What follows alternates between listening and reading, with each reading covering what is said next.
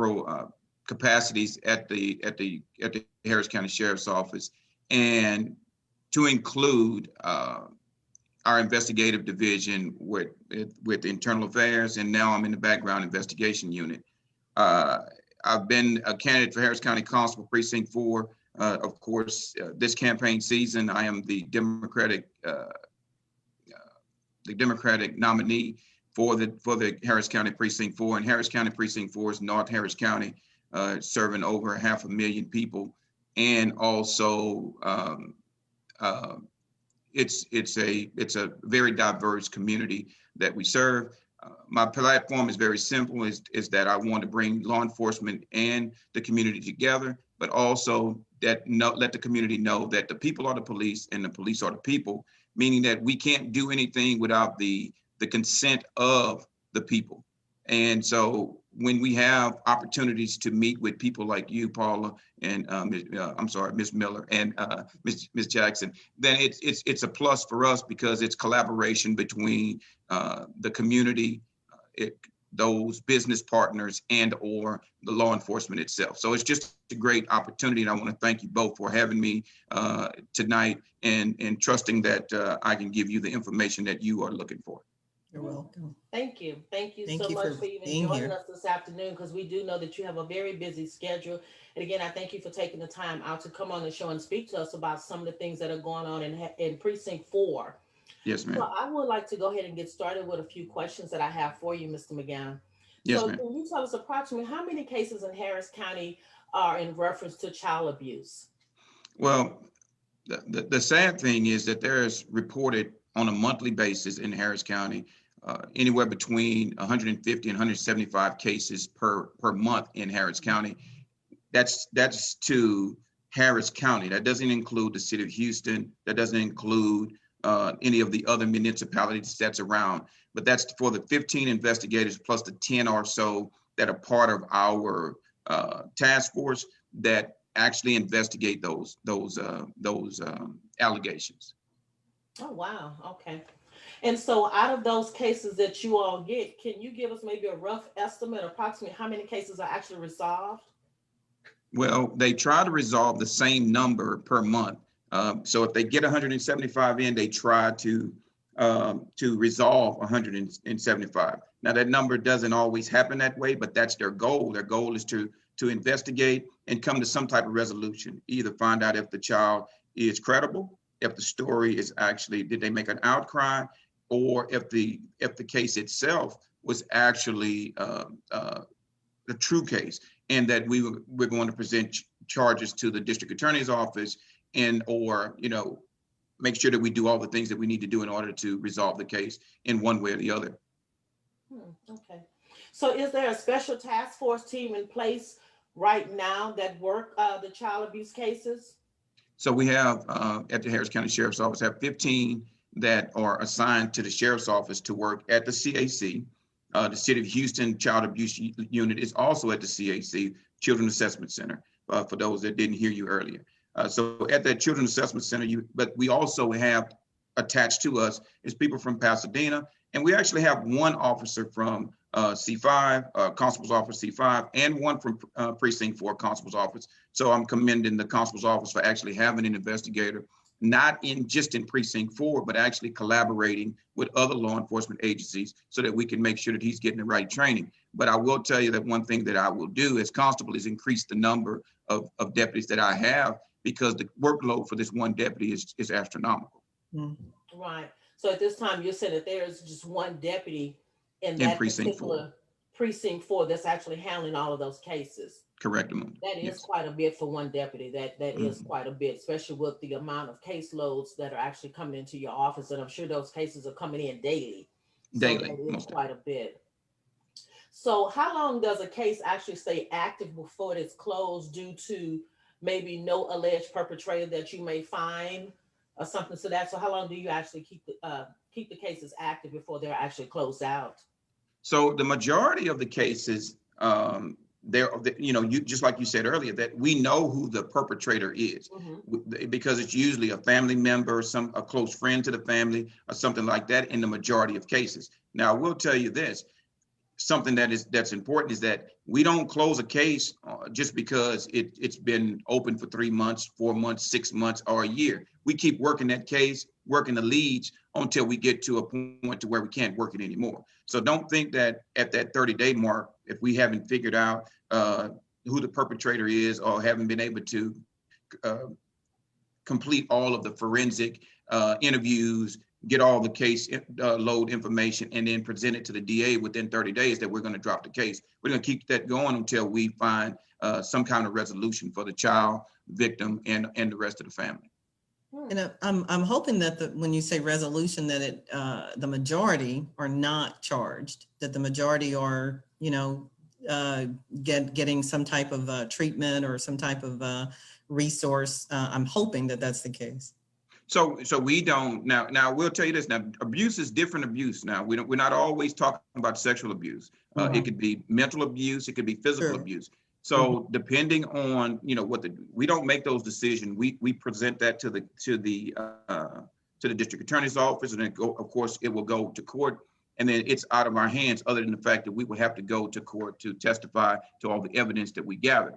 So we don't just leave the case. We don't recommend that a person get the maximum sentence. We don't recommend they get probation. We don't recommend that they get treatment. We let the professionals that work in the courts determine that. Mm-hmm. Okay. Are there any programs in place now that help families or communities with child abuse? Are there any set programs that Precinct 4 may have already set in place for these type of allegations and concerns? Well, now there are several programs, whether it be national, state, or local, that they have women's shelters, battered women's shelters, and those types of things. Family violence, with the Violence Against Women Act, those types of programs do exist. Whether or not there's one actually in Precinct 4, I'd have to do more research to confirm that. But I don't think that there's a program out of the constable's office that actually deals with this type of situation. And how do you propose to strengthen that? I like your platform of the community involvement, and how can we do that? How can the community help here, and how can we strengthen these services so that we can decrease child abuse? Well, I think the first thing is, I noticed that, working out of the office at 9111 and the folks on the 6th floor that worked in the community, that they don't really have a home once they leave their offices. So if you're investigating child abuse or some kind of case, I want you to have a home in my home. So I will invite the caseworkers. I will invite the probation officers. I will invite the parole officers. Look, there's 9 substations that the constable's office have, but there's no activity out of there other than a place for them to park a car and for them to go in and do a report. So why don't we open that up so that at least as a constable, I know that what's going on in my community. So I have 9 locations. I'll open up office space to the state so that they can come in and have a home. Awesome. Yeah, it's kind of thinking out of the box, right? You kind of have to, when you really say community, you really have to reach wide and get your tentacles out there to make sure that everybody is involved in the game. Right. Most definitely. And then the other thing is that everybody needs to have a seat at the table. Wow. So and I always tell people that I want to be the constable for all of Precinct 4. Mm-hmm. We're always pushed to only serve those that pay money for the constable's office. But you get money for regular patrol. The most of the contracts are 70-30, so that 30% could be used for something else. But those communities that do pay the money, they will be served at the highest level that they're supposed to be served, and then making sure that the deputies have the training that they need to in the community to have the training that they need in order to recognize things like child abuse, because sometimes it goes unnoticed. So it's very important for everyone to have the proper training to know what to look for if something like that happens. Right, exactly. And you definitely, hit the nail with the hammer right there when you say make sure that everyone have the proper training so that they will know exactly what to look for. Because again, a lot of people don't know what to look for when it comes to child abuse. They just a Correct. lot of times just pick up the phone and call because they think that everything is child abuse and everything is not necessarily classified as child abuse. So That's again, correct. that's one thing that I think that we definitely need to have in our community is education.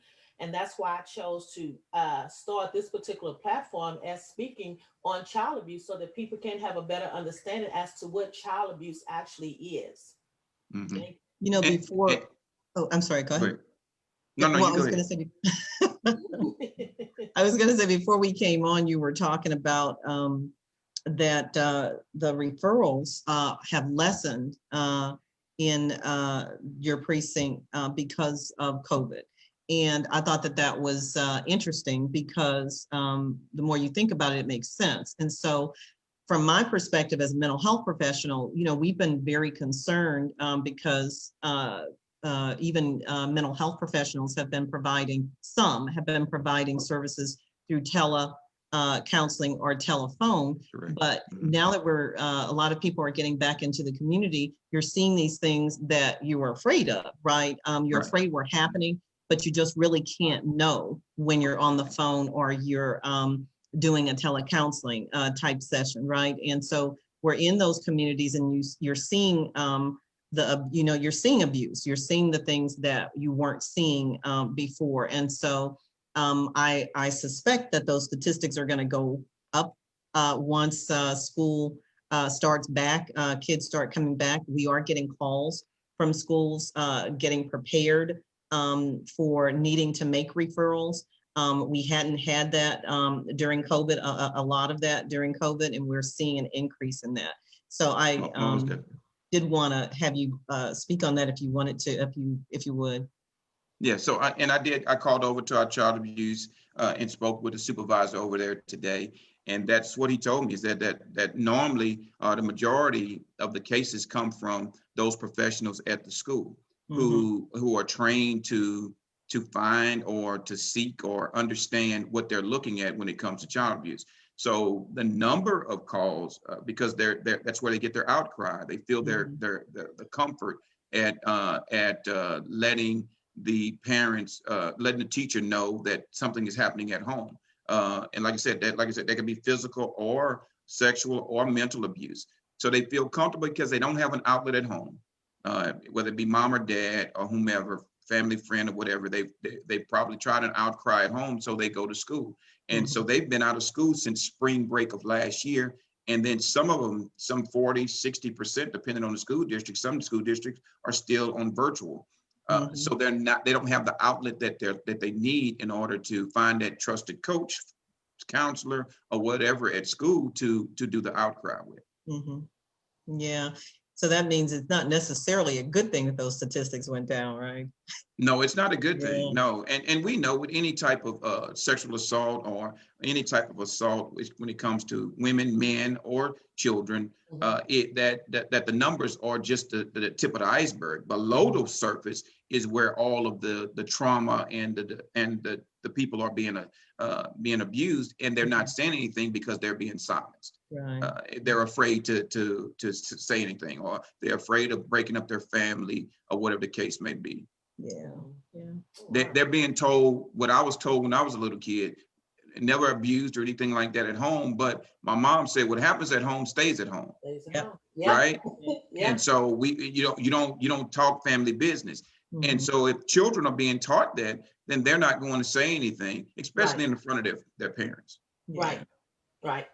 Definitely not. And a lot of times they won't say anything to the investigator either when they come in to speak with them because they are afraid, as to what may happen when they get back home because they will actually ask you, well, are you going to tell my mom I said something, or are you going to report this? Who are you going to talk to? So a lot of times they might not even tell you anything as to what's going on at home because they're afraid as to They're what may afraid. happen when they get back home. Yeah. Mhm. Now, Wow. you did mention something earlier about having, I guess, Department of Family Protective Services work closely with the Sheriff's Department or the Constable Office. So, are you actually speaking of actually having those bodies actually work within the office of the constable? Or are you speaking of just having them more visible as Uh, far as working? my plan is if there's somebody in precinct 4 that's on probation, if there's somebody in precinct 4 that is being accused of child abuse or a child that is in danger, then I want to know what's going on in precinct 4. So Mhm. my plan is very simple, and that is that anybody that's in a state agency that is doing investigations in Harris County Precinct 4, when I'm sworn in with God's grace on January the 1st at midnight, that they will have office space availability and have communication and collaboration with my office. Okay. Great, Wow. great. Excellent. Excellent. That's wonderful. That is wonderful. Now, let me ask you this, Mr. McGowan. And we all know that a child maltreatment is a crime in Harris County.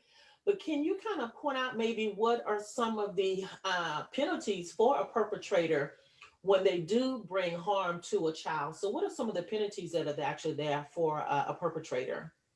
Well, of course, depending on the severity of the crime, that it can be anything from a misdemeanor to a felony, and that the crime can be anywhere from a probation or all the way up to 99 years in jail to death, depending on what it is that you're being accused of and what we're able to prove. And I want y'all to remember that every one of these cases do not wind up with a conviction or someone being charged. So let's just remember that sometimes there are people that make outcries, whether it be a spouse or whatever, trying to get custody of a child and those types of things. So we investigate those as well. Now, I'm not saying that anyone that suspect a child being abused, whether it be mental, physical, or sexual, that you don't make those outcries or Right. you don't give the information. But we are aware that there are sometimes that the man or woman that's being accused, it's made up. It's for vindictive reasons or whatever the case may be, and that's why we have those professionals at the CAC that's able to find out if, in fact, if it's real or not. And that in and of itself is a crime, right? It is Yeah, to lie and to make a false accusation like that. for sure. Yeah, Yeah. that's pretty And dangerous. that's the sad part about it because a lot of times you do have people that make false allegations all the time, but nothing is really never done to them. Or Correct. even sometimes they may make a call in anonymously. So therefore you don't know who the person is that's actually making the call in. So therefore you cannot charge them of any type of crime or even a misdemeanor crime due to the fact that you go out and it's really nothing to, to the case. It's just that they might be upset with a neighbor or anything, and they just pick up the phone and make a call. But again, they'll do it as anonymously, and so therefore you can't charge anyone for anything because you don't know who that person is. hmm and what's amazing to me is that a lot of these things happen in plain sight, and Exactly. neighbors. A lot of people say, "Well, I was just minding my own business." But if Yeah. you see a kid that's supposed to be 13 years old and they're looking like a 6-year old, somebody needs to tell somebody something. That the kid can't be 6-year old, the size of a 6-year old for for 10 years. It's just impossible for you to allow that something like that to happen. So that's why I said we need to educate the community on what to look for. And a lot of these children, they're being attacked on their cell phones. They're being attacked and lured on their social media platforms, on these gaming devices and things like Right. that. So parents need to be aware of those situations as well. Exactly, exactly. They definitely need to monitor what the children are doing on their cell phones and even on their computers. I For mean, and sure. I think a lot of times what we need to do is just have our kids put away our cell phones, put away the cell phones, and put away the computers and spend family quality time. We need to bring Mhm. back that quality time we used to have when we were growing up prior to having all these electronics and cell phones, because now even sitting at the dinner table you have a child that want to pull out a cell phone, so you really don't have that quality time that you had back when.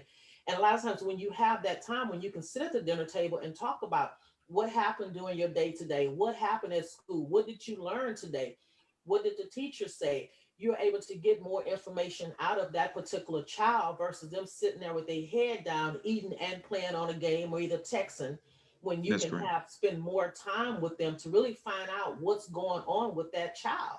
Mhm, Yes. mhm, So being a father of three 16-year-old boys, mm. I understand the struggle, especially with the telephone, the computers, and all those types of things. But you do have to have that quality time. We have Yeah. family meetings. We sit down and discuss things. Of course, now there's girlfriends and that kind of stuff that's coming around. So, but my wife and I, I've been married to this fabulous woman, Cheryl, for 28 years. And she is on it. Let me tell you, she's on it. And they know she still goes in their room. There's no locked doors. There's none of that type of stuff. Now, and we check their phone. We have tracking information on the phone. Those are the things you have to do. Now that they're 16, it's not as strict as it was when they were 13, 14, when they first got their cell phones. And no, I didn't give my kids cell phones when they were in elementary school, but each parent has a choice of how they want to Yeah, do it. But yeah. what you have to understand is that when you give your child a cell phone, an iPad, an iPhone, or whatever the case may be, you are inviting millions and millions and millions of people into your home. Yes. Yeah, and the sad part about it is you look at a cell phone, you look at computers, and that's technology, and that is great. It could be great, right? Technology can be awesome, but it also can be a weapon, right? Yeah. We just had a guest last week who was talking about sex trafficking, and there's so many ways to get to a child, through social media. Or just texting on these devices, and that can be done during class if schools are allowing these phones in. And sometimes I know that they don't, but kids are creative. They know how to get things past teachers and schools, and so it's a war out there It is being a able war. to protect our kids. Yeah. And one of the police agencies actually put together a flyer for parents, and it's been floating around with all the different apps that people are using to lure children. But you Yeah. know what? When we put a list of 10 more come up. Right. So that's the thing Right. that we have to be aware of as a Kind of like parent. spam. It's like You're spam. not getting Exactly. robocalls. You're not Yeah, getting rid of them. robocalls, spam. Yes.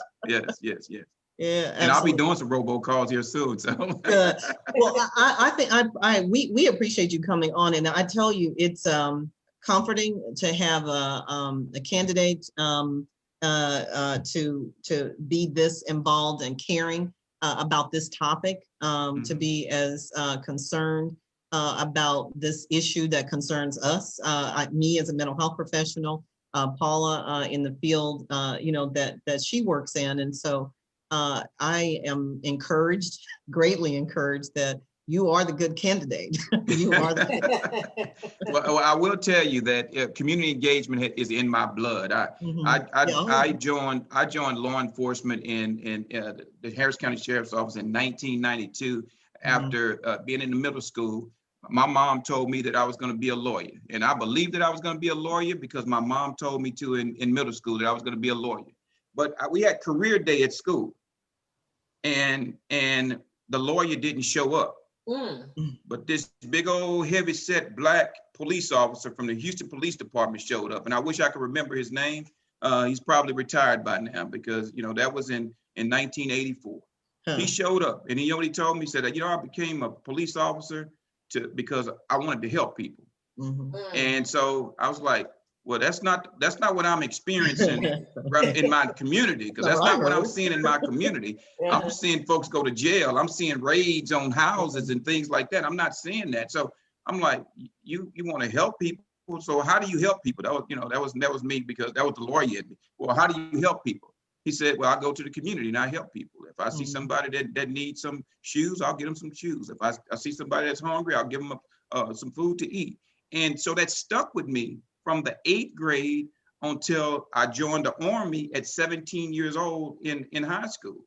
Going to high school in North Forest Independent School District, you had one or two choices. You're going to go to, or not one or two. They thought we were going to jail, or we were going to work in some kind of trade, or going to be on drugs. Those were the choices that I thought I had. Mhm. But I went to the military because I knew my mom, being number 7 of 8 kids, that I would never be able to, she would never be able to pay for college for me. Mhm. So I joined the military to serve my country. Then I joined it also so that I could pay for college. And so even at that, you still have children in the community that I grew up in that's being abused in that community. The Mhm. poorest of the poor, you don't have a whole lot. The school district doesn't even exist anymore because it's been absorbed by HISD. So what I'm saying is that we have to change the way we talking to these kids and let them know that they have other opportunities. And the main thing about that story is when somebody tells you that you're gonna be there. If you tell a kid you're gonna be there, you need to show up. Yes. That's very important. You need to show up Yeah. because they need to know that now. Because I'm not a lawyer today because that attorney didn't show up. Mm-hmm. That is so true. Because they definitely hold you to your word. If you Most say definitely, you're going to do something, you have to honor your word, especially with kids, most because they definitely. are going to look for you. And if you Mhm. can't make it, it's best that you pick up the phone or do something to let them know. Although they are going to be very disappointed, but at least pick up the phone and call them and let them know, hey, this is what came up. I do apologize, but let me make it up to you because they are going to hold you accountable. Mhm. They're going to hold you accountable to what you stated. Yes, for sure. Definitely. Mhm. Yeah. So another question I have for you, Mr. McGowan, is what would you like for your constituents to know about child abuse? What would you like for some of your constituents to actually know about child abuse? First, I want them to educate themselves and to know what the symptoms and the signs are of child abuse. The main thing is this: a sudden change in behavior. Mhm. That is the most important thing that you can look at or look for in child abuse. And like I said, it's not always sexual. It can be physical. You have this good kid that's running around and then all of a sudden they're becoming a bully, more aggressive and angry. That means that something has changed in their life. So we just need to look for those cues. Maybe they're nice dressed and very neat and all of a sudden they start, smelling bad or Mm-hmm. wearing raggedy clothes or not changing clothes and things like that. That's a telltale sign that something has changed in their life. Maybe it's that they're skipping school or not going to school. Mm-hmm. Uh, those are the things that will, some of the keys. And then what about changes of behavior in the neighborhood itself? Because Right. there's school behaviors, there's community behaviors, and then there's behaviors inside the home that you probably won't ever see. But if you're Mhm. hearing a lot of arguing and fighting, you're seeing the abuse, whether it be the child has a broken bone or something. You've seen that they're having casts on the right arm, then the left arm, and then next thing you know, they have a neck brace on, or whatever the case may be. You know that something is going on. Or the kids go out and play all of the time. All of a sudden, they don't go out and play. Those are some of the signs that there's something going on, that there's a change. But I want the community to go to the CAC website, go to the different agencies and find out what those keys are. And don't be afraid to make a mistake. If you make a mistake and you accuse someone, remember you can remain anonymous. Same thing when you call 911 when there's an emergency. You can remain anonymous. You don't have to tell people that you made that Mm-hmm. that call. I will tell you Mhm. that Karen Cavaniss, she used to be the director of Crime Stoppers. She told me a story once that a lady actually turned in her fiance for the $5,000 reward, and she said, "Well, ma'am, you turned in your fiance. Why would you turn in your fiance?" And the lady told her plain and simple. She said, "Well, I can get another fiance, but $5,000 is $5,000. So the only Wow. way someone would know you called Crime Stoppers is if you tell someone. Same thing with the Harris County Sheriff's Office and or the Children's Assessment Center. Yeah. Mhm. Yeah. That is so true. And something else that they can look for as well is a lot of times, well, parents are either close caretakers of children. You look at a drop in the grade because their grade tends Yes, to change a lot. And most again, definitely. like you stated, even their attitude change, and then they become very withdrawn. A lot of Withdrawn. times Yes. when kids get around adults, you can kind of tell a little something is going on with them. They become withdrawn. They kind of really don't want to talk to you, or either they begin to cry a lot. They may sit in a corner and begin to cry, and you have to question the child as to what's going on. For sure. They don't want to be around adults. The grades tend to drop. just a lot of withdrawn, Very don't want skittish. to talk to anyone. Yes, They yes, could also be clingy. Yeah. It's Yes. just behavior changes in general, like you said. They could be clingy to a parent. Sometimes when parents are abusing children, the exact opposite happens. The child is overly attached to the parent. And I really like what you said about neighbors being conscious of what's going on in the neighborhood. There was a recent thing that happened with a home where there were 35 or so people that were found in this group home, right? And so in my profession, I look at that and we're saying there had to have been people living next door to Right. that, right? There had to have been some neighbors who saw that there were unusual things occurring. And with our last speaker last week in the Woodlands, there was this great neighborhood, right? And if it wasn't for the family who was saying, wait a minute, we live on a cul-de-sac here, and there's just like this steady stream of cars that are coming in and out. People have to say something. They have to See be something, involved. say something. Yeah. Yeah, you have to say you can't anymore. I think that people wished that they could. We wish that we all could probably sit back and say it's none of my business. I really I really don't want to get involved. But when you're talking about children, you're talking about people who cannot help themselves and cannot protect themselves, and it is our job to do that. We Right. have Most definitely. exactly. I agree with that 100%. And one of the stories, because I teach threat assessment for Mhm. schools, and one of the things that I share with them, even the young lady that's been running wearing black hair, black nails, black clothing, she's goth. If she turns around and starts wearing a Cinderella dress, Yeah. that is and that's not a time for you to have a sigh of release that oh, finally she's heard what I'm saying. People don't do that. They just don't do that. So that is the dramatic switch that I'm talking about. Yeah. That when a kid has been so nice and humble and meek, and then all of a sudden they've turned into this terror, something is going on that we just need to notice. It's just a sudden change, and that's Yeah. just the best way that I can explain it. Totally. Straight A student going to Yeah. D's and F's, or a D and F student going to straight A's. That's dramatic too. So they're trying to get out and like, oh, well, felon is not working, so I'm going to do everything that I can to pass this class so that when I turn 18, I can get out of this house so I can get away from this abuse. Yeah. Yeah. Exactly. And a lot don't wait. A lot leave earlier, and then we have Yes. them on the streets, and they don't have resources, they don't have jobs, they don't have skills, and that doesn't help the society. That doesn't help society because these are people who are going to be not employable, or they're not going to stay in jobs, and they're going to repeat this cycle of abuse because they haven't learned how to. They haven't learned anything different Right. than And can that. I just say this is that we know that we focus on the young ladies all the time when it comes to sexual abuse.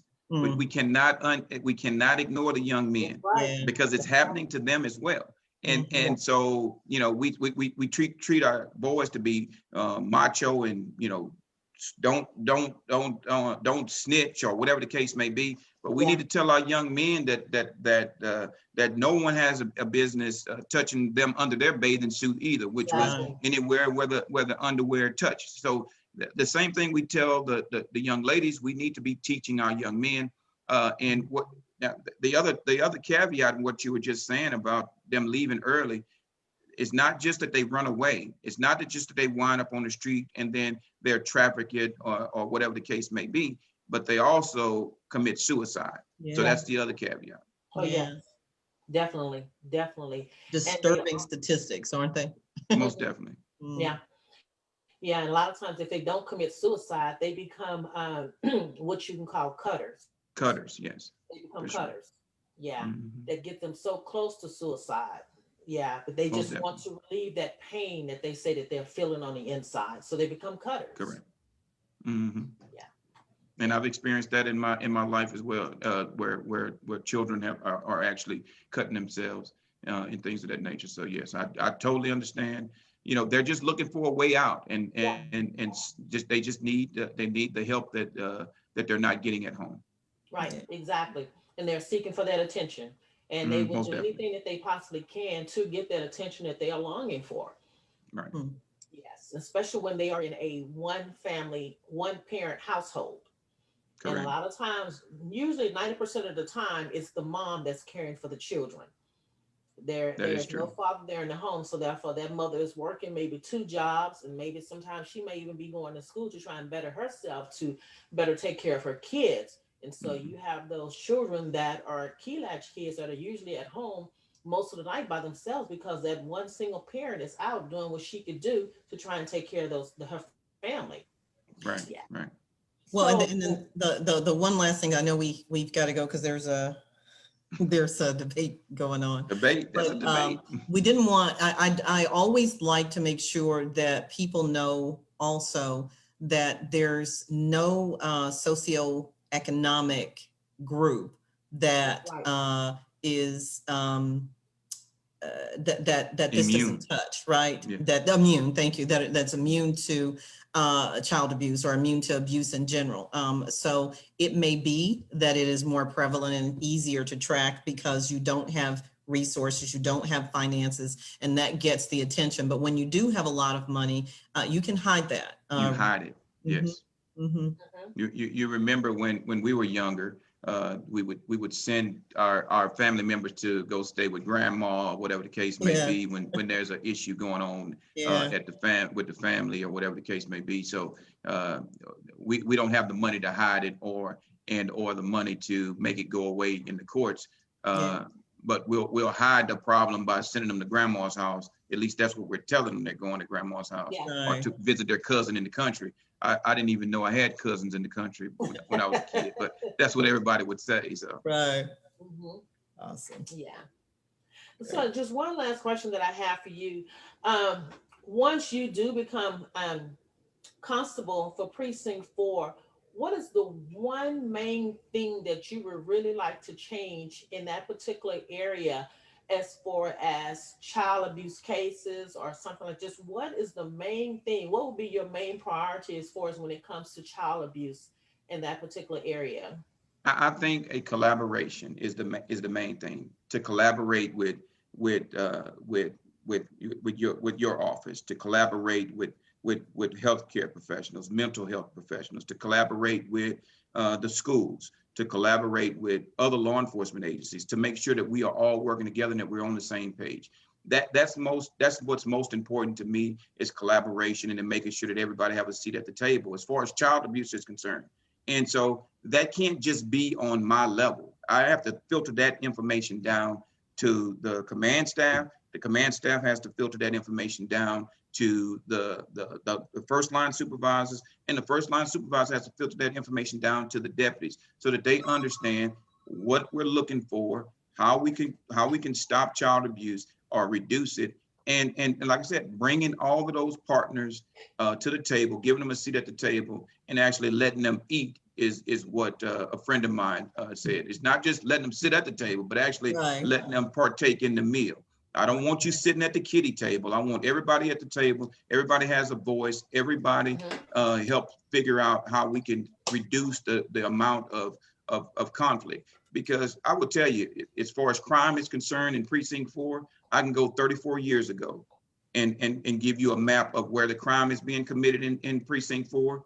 And I can go from 4 years ago. And I can almost guarantee you there's not going to be much different because Wow. we as law enforcement, we're good at chasing crime and spreading it out and turning on the light so that all the roaches go away. But when you turn the light back off, guess what the roaches are going to do? They're going to go back to where it is that they were committing the Right. crime. Right. So Right. I want to keep the light on and I want to keep the roaches away. So Awesome. Yeah, that is Excellent. great. That is definitely great. Love it. And again, I like to thank you, Mr. McGowan, for coming on. And like I said, I do understand we do have some important information we need to get taken care of. The debate, I know everyone's trying to get to the debate, so I really appreciate you taking the time out of your schedule to actually speak with us this afternoon. And so with that being said, I'd just like to leave a couple of things to our listening audience is something that I would like to see done in our community once you become constable in precinct 4 is I would like to promote public awareness more about child abuse issues and also to support best practice for Uh-oh.